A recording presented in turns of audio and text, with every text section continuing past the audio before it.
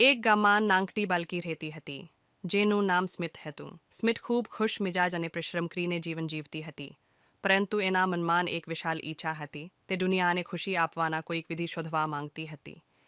એક દિવસે જ્યારે તે જંગલમાં રમતી હતી, ત્યારે એને એક અજોડ ફૂલ જોવા મળ્યું. એ ફૂલ તાબાતી રીતે ચમકતું હતું અને તેનું પાંદડું સુંદર અને અલગ જોવા મળતું હતું. આ શું છે? સ્મિતે ફૂલો તરફ ચાલતાં પૂછ્યું. ફૂલના મધ્યમાંથી એક નાનકડી અવાજ સંભળાઈ. હું સારા દીની જાદુનો ફૂલ છું. હું તને એ જાદુ બતાવીશ છું જે વિશ્વમાં ખુશી લાવીશ કે.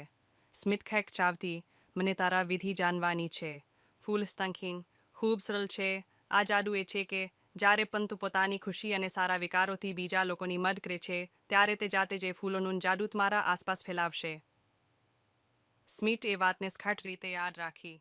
તે હવે રોજને રોજ નાની નાની મદદ કરવાનો પ્રયાસ કરતી, માને કે પોતાને જે દુઃખી લાગે છે એને ખૂણાન ખુશી આપી શકે છે. કેટલાય દિવસો પછી સ્મિત કેવલ પોતાને પરંતુ આખા ગામના લોકોને ખુશી આપી રહી હતી.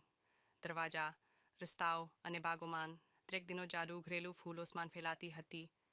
એ દિવસ પછી ગામમાં એક પણ દુઃખી વ્યક્તિ નથી રહ્યો, કારણ કે ગામમાં બધા એકબીજાની મદદ કરી રહ્યા હતા અને એકબીજાને પ્રેમ આપતા હતા.